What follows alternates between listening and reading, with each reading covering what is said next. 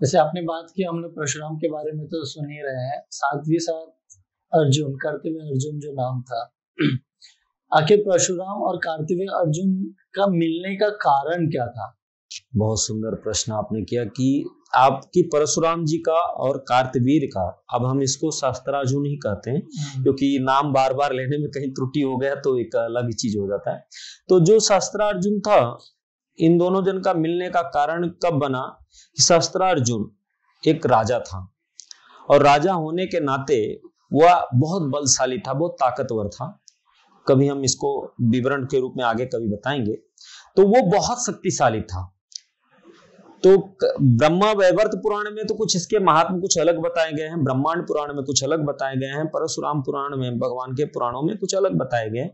तो हम इसी को कुल पुराणों के मत के अनुसार हम आपको बता रहे हैं कि जो शास्त्रार्जुन था एक बार शिकार करने गया था, कहाँ, वन में।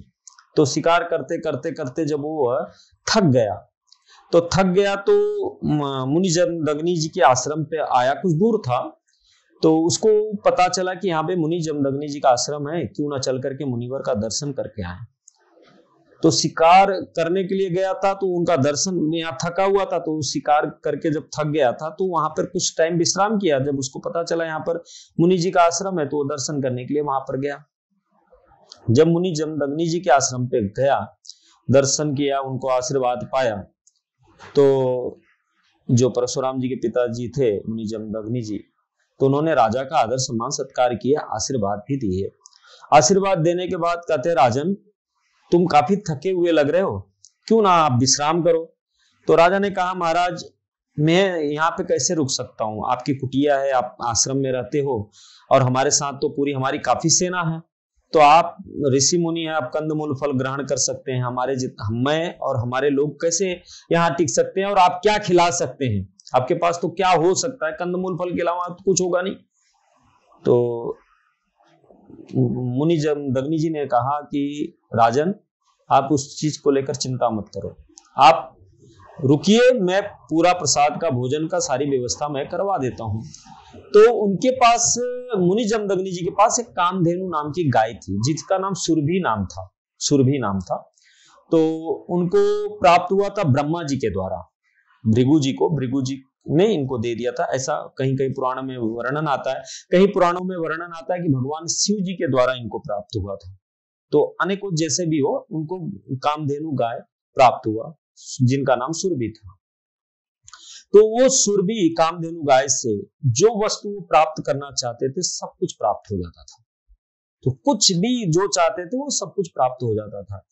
तो उन्होंने जाकर के गौ माता को प्रणाम किया और सारी बात बताई कि हे गौ माता, हमारे नगर में शास्त्रार्जुन राजा आए हैं, उनके आदर सम्मान सत्कार के लिए आप उनकी भोजन की सामग्री की व्यवस्था करा, मैं आपसे प्रार्थना करता हूँ।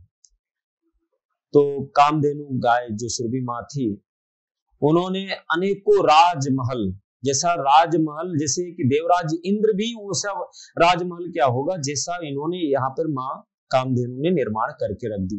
काफी जैसे नौकर चाकर होते, जितने सेवक होते हैं, वो सारी व्यवस्था माँ कामधेनु के द्वारा हो गया। पूरा एकदम अच्छे खासे वहां पे सेवक हैं, और वहां पे कई माने की पूरी भोग की वस्तु सारी व्यवस्था कर दी गई।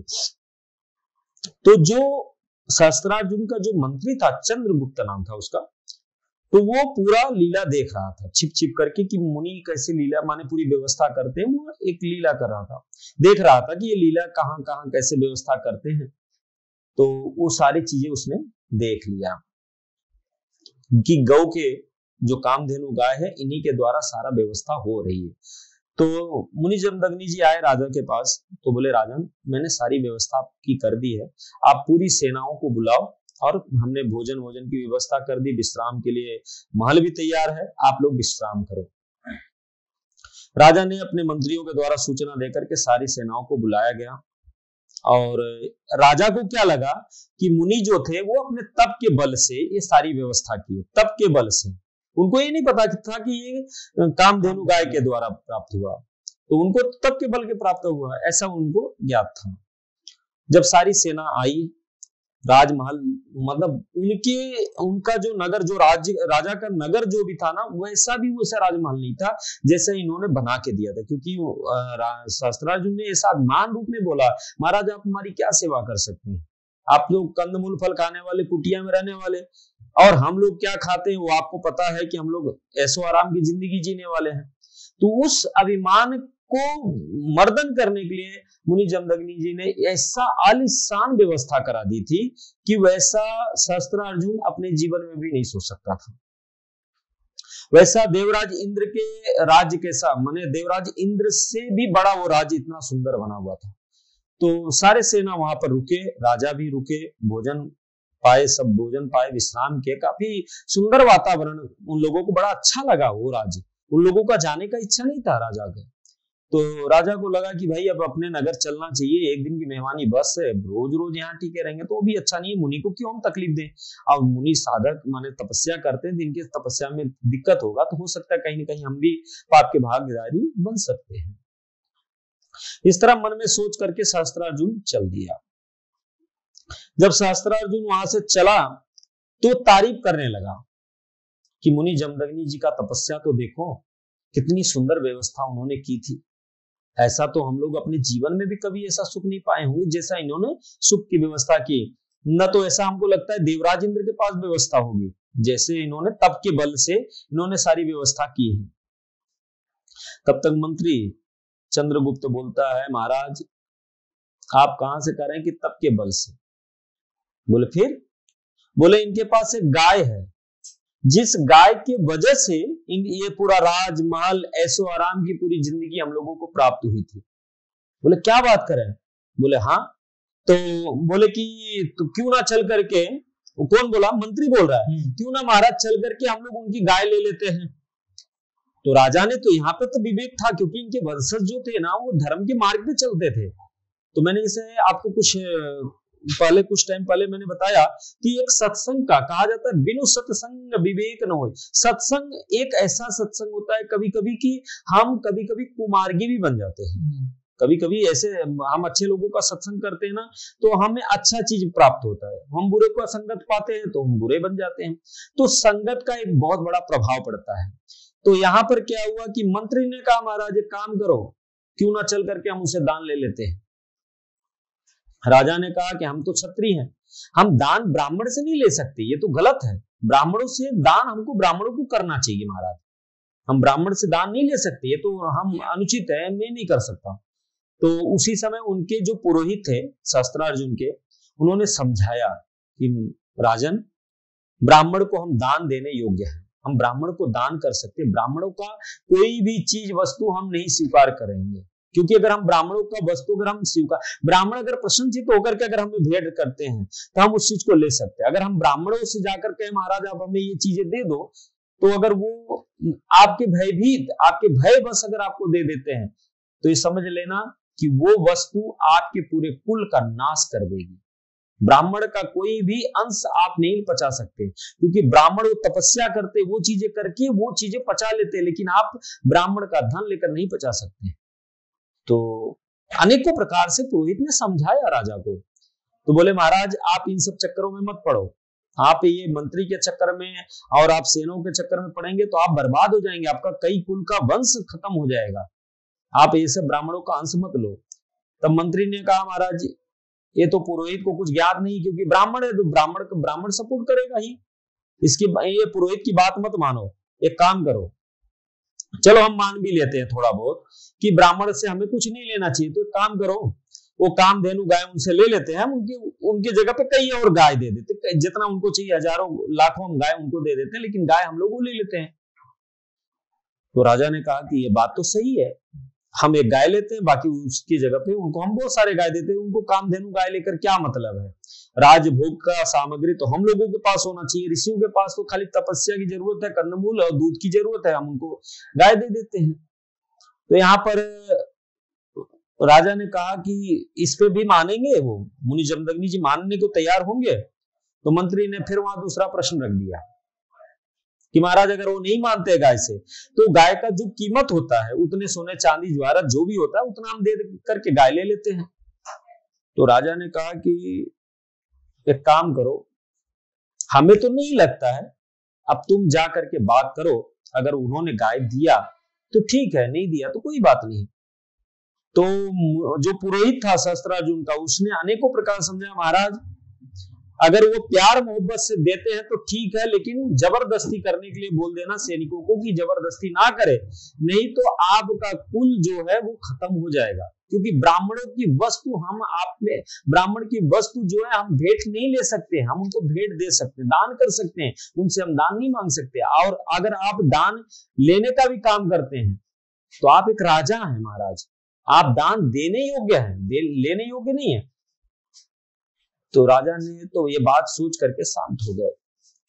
तो मंत्री ने क्या किया, अपने मन का कार्य किया, क्योंकि राजा उस समय कुछ बोले नहीं, शस्त्रार्जुन ने कुछ कहा नहीं, इसलिए मंत्रियों को लगा कि महाराज का आदेश हो गया, क्यों न चल करके कामधेनु गाय को हम लेकर के आ जाते हैं।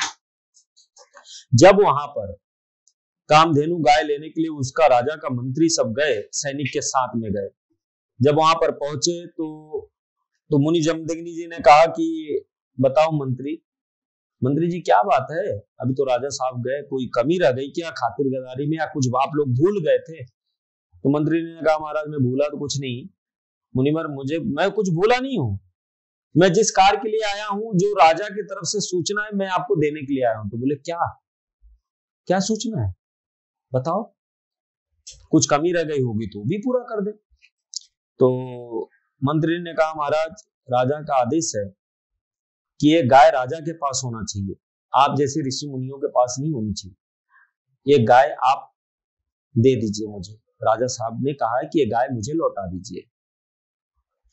तो मुनि जमदग्नि जी ने कहा भैया क्यों, ये हमारे कुल खानदान का गाय है, जो कि हमारे कुल दादा परदादाओं के जमाने समय का ये गाय है, तो हमें इनकी हम सेवा कर रहे हैं, हमें जो जरूरत वस्तु पड़ती है तो इनकी कृपा से प्राप्त होता है, तो हम कैसे देंगे? तो मंत्री ने कहा कि एक काम करो, आप एक गाय दोगे तो हम आपको हजारों लाखों गाय दे देते हैं, इन्हीं की जगह पे हम आपको हजारों लाखों गाय दे देते हैं। तो मुनि जमदग्नि ने कहा कि मैं क्या आपको व्यापारी लग रहा हूं कि लेन देन का काम करूं? मैं आपको बोल दिया कि हमारे पूर्वजों का दिया हुआ वस्तु है, हम इसको नहीं दे सकते। तो मंत्री को लगा कि कुछ हो सकता है लोभ की बातें करें, तो उसने कहा कि आपको इसकी जगह पे जितना स्वर्ण जो जेवरात चाहिए उतना हम आपको सब दे देंगे, आप एक काम करो गाय दे दो। तो मुनि जमदग्नि ने मना कर दिया कि नहीं, हम गाय नहीं दे सकते, क्योंकि हमारे पूर्वजों का ये वस्तु है, हम इस चीज को नहीं दे सकते। तो मंत्री ने कहा कि अगर आप प्यार मोहब्बत से नहीं, प्यार से अगर आप नहीं देते हैं, प्रेम से अगर आप नहीं देते, तो फिर हम आपके साथ छीना झपटी करेंगे। तो मुनि जमदग्नि जी ने बहुत समझाया कि ये हमारे पूर्वजों का है, या आप इस चीज को मत लेकर जाओ। तो वहां पे क्या किया, मंत्री ने माना नहीं, उसने अपने सैनिकों को युद्ध करने के लिए कहा कि जाकर जबरन आप उस गाय को रस्सी में डालकर बांधकर घसीटते हुए लेकर आओ। तब उसी समय मुनि जमदग्नि जी गए वहां पर गौ माता के पास, तो गौ माता से जाकर रुदन करके प्रार्थना करने लगे, कहते हैं कि हम तो ऋषि मुनि हैं, हमने तो कभी युद्ध किया नहीं, और युद्ध के बारे में हम लोग कुछ माने, वो लोग शास्त्र के बहुत ज्ञाता थे, लेकिन वो लोग युद्ध करना नहीं चाहते थे, क्योंकि साधु जो होता है, साधु का हृदय और मुनियों का, संतों का, इनका हृदय बड़ा कोमल होता है, ये अनेकों प्रकार से बचाते हैं कि युद्ध ना करना पड़े, ये बहुत बचाते हैं, ये चाहते कि हमें युद्ध ना करना पड़े। तो मुनि ने क्या किया कि माँ सुरभि जी से कहें, तो यहाँ पे देखिए कहीं कहीं पुराणों में मत आता है कि कामधेनु ने कई सैनिकों को प्रकट की थी, कई सैनिकों को प्रकट की थी। जैसे ब्रह्मांड पुराण में बताया जाता है कि मंत्री ने युद्ध करने के लिए गया था, और ब्रह्मा वैवर्त पुराण में बताया जाता है कि राजा भी साथ साथ में युद्ध करने के लिए गया था। ब्रह्मा वैवर्त पुराण में बताया जाता है कि वहां पर राजा भी युद्ध करने के लिए गए थे, और गाय को माने कामधेनु गाय को लेने के लिए जबरन, लेकिन ब्रह्मांड पुराण में मंत्री गया था। और ब्रह्मांड पुराण के, अगर हम ब्रह्मांड पुराण के आधार पर देखें, तो यहाँ पर कामधेनु से उन्होंने युद्ध करने के लिए नहीं मना कर दिया था, कौन, मुनि जमदग्नि जी। ब्रह्मा वैवर्त पुराण में बताया जाता है कि वहां पर कामधेनु ने कई सैनिक प्रकट किए थे, कई सैनिक प्रकट किए थे, तो शस्त्रार्जुन के पूरे सैनिक घायल हो चुके थे, जितने सैनिक प्रकट हो गए थे, और साथ साथ में मुनि जमदग्नि जी से युद्ध करना चाह रहा था शस्त्रार्जुन, ब्रह्मा वैवर्त पुराण में बताया गया कि वो युद्ध कर रहा था। तो मुनि जमदग्नि जी युद्ध करते थे, लेकिन उनके हाथों में कई बार मौका आया, क्योंकि ये अचेत पड़ गया था, एकदम मूर्छित अवस्था में पड़ा था। कौन? सहस्त्रार्जुन। मुनि जमदग्नि जी से युद्ध करते करते वो एकदम मूर्छित होकर गिर पड़ा था। तो अगर उस समय मुनि जमदग्नि जी चाहते तो उस राजा का वध कर सकते थे, लेकिन उन्होंने वध नहीं किया।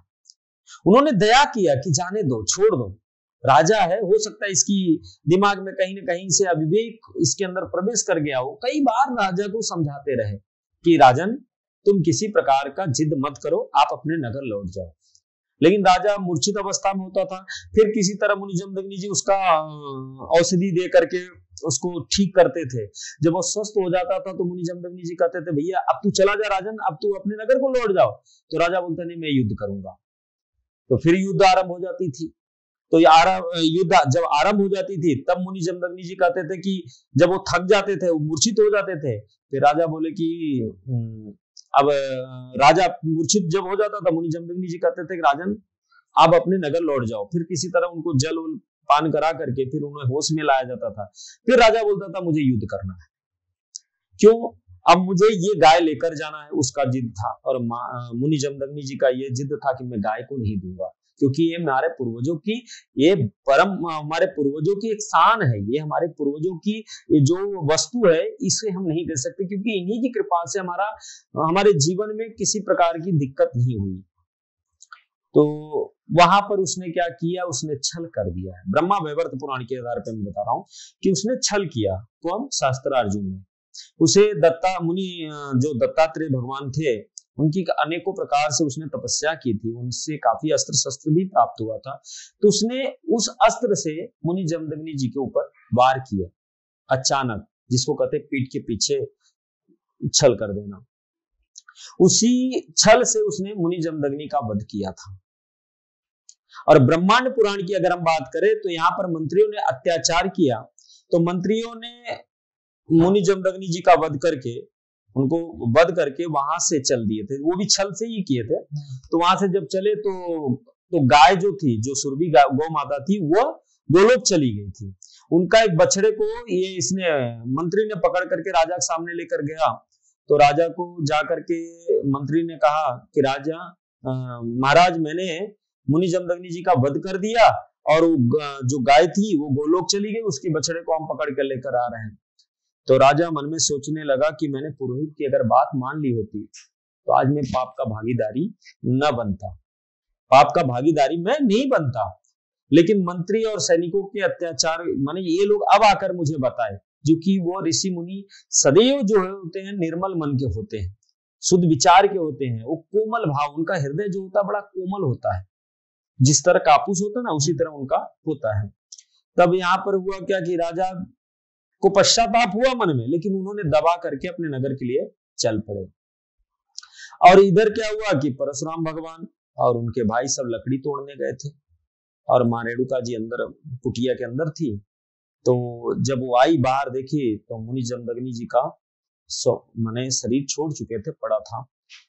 तो ब्रह्मा वैवर्त की पुराण हम बात कर रहे हैं। फिर अब हम यहाँ पे लेंगे, क्योंकि हम देखो जहां से हम जो अध्ययन किए हैं उसी के आधार पे हम आपको बता, हम ब्रह्मांड पुराण की बातें कर रहे हैं, हम यहाँ पे कर रहे हैं। अब हम कभी फिर मौका मिलेगा तो हम परशुराम भगवान के पुराणों की बात करेंगे। बहुत सारी चीजों, अलग अलग पुराणों में अलग अलग मत है। कहने का मतलब है इस शास्त्र में, अभी इस शास्त्र का मतलब यह है कि कान चाहे सीधा पकड़ो चाहे कान टेढ़ा पकड़ो, पकड़ोगे तो कान ही पकड़ोगे। तो कहने का मतलब परशुराम भगवान की कथा अगर सुनना है तो कहीं कहीं अलग घुमाया गया, कहीं कहीं अलग से बताया गया है। तो आप सुनोगे तो परशुराम भगवान की कथा, आप चाहे उसको सीधे सीधे श्रवण कर लो चाहे थोड़ा टेढ़े टेढ़े सुन लो। अब कहने का मतलब जैसे कि कथा कहीं भी कहीं कोई महात्मा या जैसे हम लोग कथा करते हैं तो कथा श्रवण करने वाले 10 लोग होते हैं, तो कोई आदमी उसको सीधे सीधे सुन लेता है, तो कोई आदमी उसको टेढ़े टेढ़े सुनता है, कोई उसको खूब घुमा फिरा के करता है। जैसे अभी ये राम जी मुनि वशिष्ठ जी जब कथा श्रवण कराते थे राम जी को, भरत जी को, तो वहां पर माँ कैकेयी भी कथा श्रवण करती थी, राम जी भी कथा श्रवण करते थे, लक्ष्मण जी भी कथा श्रवण करते थे, भरत जी भी कथा श्रवण करते थे। वहां मंत्रा भी कथा को श्रवण करती थी, लेकिन मंत्रा उस कथा को अलग तर्क में लेके जाती थी, माँ माँ कैकेयी उसको कथा को अलग लेके जाती थी। भरत जी प्रेम भाव में देखते थे, उसको प्रेम भाव में श्रवण करते थे। राम जी जिससे जब पूछा जाता था भैया आपने किस रूप में, बोले मैं भाईचारे में देखता था। तो लक्ष्मण जी से पूछा गया तो बोले मैं वैराग रूप में देखता था। तो कहने का मतलब कथा तो वशिष्ठ जी ने एक ही सुनाया, माने एक ही बता, माने जैसे कथा सबको सुना रहे थे, लेकिन लोगों ने अलग अलग अनुसरण उस कथा को किए थे। तो ये हम, क्योंकि अभी हम ज्यादा जाएंगे तो हम इधर भटक जाएंगे, इसलिए मैं आपको फिर इसी बुलाता हूँ। कहने का मतलब यह है कि परशुराम भगवान की कथा आप चाहे जैसे श्रवण करो, चाहे सीधे श्रवण करो, चाहे इधर से घुमाओ, चाहे इधर से घुमाओ, कथा सुनोगे परशुराम भगवान की। तो वहां पर ब्रह्म वैवर्त पुराण में बताया जाता है कि जब परशुराम भगवान और माने पांचों भाई जब आए, माँ रेणुका जी जब आए हैं, तो मुनि जमदग्नि जी का शरीर छूट गया, अपने शरीर को त्याग कर चुके थे। उस समय शरीर का जब उन्होंने त्याग किया, तब माँ रेणुका जी उनके शरीर के साथ में जो है चिता माने योगाग्नि प्रकट की, वहां पर अपने पति के साथ स्वर्गलोक को सिधार गई। उसी के बाद से परशुराम भगवान का शास्त्रार्जुन से फिर ये इस चीज को विरोध लेकर के उनका मुलाकात हुई। और ब्रह्मा वैवर्त पुराण में हुआ कि ब्रह्मा वैवर्त पुराण में आता है कि जब मुनि जमदग्नि जी का जब इन्होंने उठा किया था, तो यहाँ पर भृगु ऋषि आकर के उनको जीवित भी किया है। ऐसा ब्रह्मांड पुराण में बताया जाता है कि भृगु ऋषि जी वहां पर आए थे, उनको अपने तप के बल के द्वारा मुनि जमदग्नि जी को जीवित किए थे, ऐसा पुराणों में आता है। फिर वहीं से ये विरोध आरंभ हुआ था शास्त्रार्जुन के साथ में, तब यही मुलाकात हुई थी। और दूसरा हम परशुराम जी का ये जानते हैं कि परशुराम जी ने 21 बार क्षत्रियों का नाश किया था, तो क्या उसके बारे में कुछ उसके रहस्य हैं या उसकी कथा के बारे में आप कुछ हमको बता सकते हैं? जो भगवान परशुराम जी 21 बार जो क्षत्रिय वंश का, तो क्षत्रिय वंश का तो हमने नहीं पढ़ा है शास्त्र में, वहां पर जो मैंने बताया है वंश का जो थे कि वो उस वंश का जो ये शास्त्रार्जुन ने जब मुनि जमदग्नि जी का वध किया था, मुनि जमदग्नि जी का जब वध किया था, तब उस समय माँ रेणुका जी और मुनि जमदग्नि जी शरीर छोड़ दिए थे। तो तब उस समय माँ रेणुका जी 21 बार अपनी छाती पर उन्होंने हाथ ऐसे मारे थे। कितने बार? 21 बार। तो परशुराम जी भगवान कहते हैं कि माँ, जिस तरह तुम 21 बार अपने सीने पर, छाती पर 21 बार अपने हाथ से ऐसे पीटी हो, उसी तरह मैं 21 बार इस कुल के वंशजों का मैं नाश करूंगा। उसी समय परशुराम भगवान ने संकल्प कर लिया था कि मैं इस कुल का, जो शास्त्रार्जुन के कुल का, मैं 21 बार जितने कुल माने 21 बार माने, तो मैं 21 बार आपने माने अपने छाती पर पीटा, तो मैं 21 बार इस वंश का नाश कर दूंगा। तो वहां से उन्होंने संकल्प कर लिया था, प्रण किया। तो माँ रेणुका जी जब यहाँ पे ब्रह्मा वैवर्त पुराण के आधार पर देखा जाए तो माँ रेणुका जी माँ मुनि जमदग्नि जी अपने शरीर को त्याग कर दिए थे, और उसी समय भृगु ऋषि जी आए थे। तो भृगु ऋषि जी के द्वारा ये हुआ कि आप ब्रह्मा जी से विचार विमर्श किए बिना कुछ गलत कदम मत बढ़ाना। भगवान परशुराम जी ब्रह्मा जी के पास गए, तो ब्रह्मा जी से पूछे कि पूरी बात, उन्होंने बात कही, प्रणाम किए, कुशल क्षेम एक दूसरे से पूछा गया। पूछने के बाद तो परशुराम जी भगवान का आने का कारण पूछा ब्रह्मा जी ने कि आप कौन, अपना परिचय दिए, फिर कुशल क्षेम हुआ यहाँ पर। तो फिर उन्होंने बताया कि मैं मुनि जमदग्नि जी का पुत्र हूँ, भृगु ऋषि के वंशज का हूँ। तो उन्होंने वहां से अपना परिचय दिए, फिर मैं मुनि जमदग्नि जी का पुत्र हूँ। इन्होंने इस तरह परिचय दिए, तो बोले फिर आने का कारण, बोले अपना पूरी कहानी उन्होंने बताया कि इस तरह शास्त्रार्जुन ने हमारे पिताजी का वध किया, और उसी समय माता जी ने हमारे 21 बार अपने सीने पर, छाती पर उन्होंने 21 बार अपने हाथों से पीटी थी। उसी समय मैंने प्रण कर लिया कि मैं इस कुल का 21 बार वंशजों का मैं वंश का खत्म कर दूंगा, वध कर दूंगा। तो मैं अब क्या करूं? तो ब्रह्मा जी ने कहा कि उस वंशज के लोग भगवान शिव जी के भी आराधना करने वाले हैं, भक्त हैं, तो बिना शिव जी के आदेशानुसार तो हम नहीं, आप उनके पास जाएं।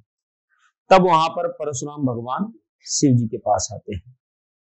भगवान शिव जी के पास आते हैं तो भगवान शिव जी ने पूछा, भाई कौन, परिचय पूछे। पूछने के बाद तब सारी बात, क्यों परिचय पूछे, क्योंकि माँ पार्वती जी भी थी जो दुर्गा के रूप में थी। तो अगर भगवान शिव जी अगर आदेश करते कोई भी चीज अगर की कि आप पहले से जानते थे तो आप मैंने पहले सतर क्यों नहीं किया करके ऐसा कुछ भी बोल सकते थी वो। इसलिए भगवान शिव जी ने क्या किया कि माँ पार्वती जी को देखते हुए पूछे, हाँ कौन, कहाँ से आए हो, आप कौन से कुल से हो, तो सब परिचय पूछे।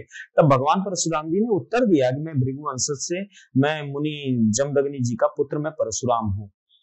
तो आने का कारण पूछे तो उन्होंने वो पूरी कहानी बताई, मैं ऐसा संकल्प मैंने प्रण किया। तो माँ पार्वती जी थोड़ी सी क्रोधित भी हुई कि तुम ऐसे वंशज को कैसे माने सृष्टि का लय करोगे, क्योंकि सृष्टि करने में बड़ा परेशानी होती है, तो तुम ऐसे माने उनका विनाश करने के लिए कैसे ठान दिए। तो भी क्रोधित हो गई थी।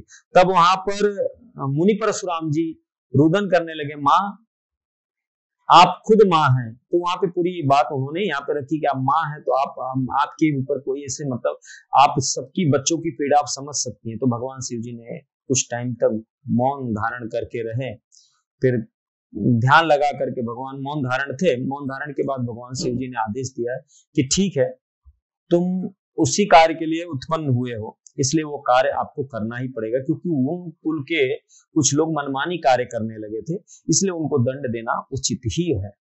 तब वहां पर भगवान शिव जी का कवच उन्हें प्राप्त हुआ, अनेकों अमोघ अस्त्र प्राप्त हुए, ब्रह्मास्त्र हुए, आग्नेय अस्त्र हुआ, काफी अस्त्र उनको प्राप्त हुआ।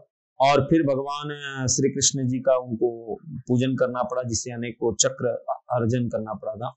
तो उसी के द्वारा फिर इनको 21 बार वह शस्त्र अस्त्र पाने के बाद उन्होंने 21 बार यहाँ पर संकल्प जो किए थे 21 बार, तो 21 बार ये शस्त्र अर्जुन के कुल का वध उन्होंने किया था। जैसे हम बात करते हैं रामायण पे, तो रामायण पे भगवान राम भी विष्णु के अवतार हैं, परशुराम भगवान भी विष्णु के अवतार हैं। तो आखिर रामायण में उनका एक रोल था जहां पर उन्होंने भगवान राम ने धनुष तोड़ा था, तो उसके बारे में आप कुछ वर्णन कर सकते हैं? देखिए, आप जो प्रश्न किए इसमें अभी एक चीज आपने नहीं पूछा, जो कि आप हमें आते ही समय पूछे थे कि परशुराम जी भगवान का रामायण में कुछ राम जी का भी उन्होंने मदद किए थे। तो वहां पर जो आपने प्रश्न किए, बहुत सुंदर प्रश्न किए। यहाँ पर परशुराम भगवान राम जी का मदद किए थे, किस कारण किए थे उसको भी मैं बताता हूँ। जब भगवान श्री रामचंद्र जी जब धनुष को तोड़े दिए थे, तो माँ जानकी जी के साथ में उनका विवाह तो हो गया, वरमाला एक दूसरे को पहनाया गया था।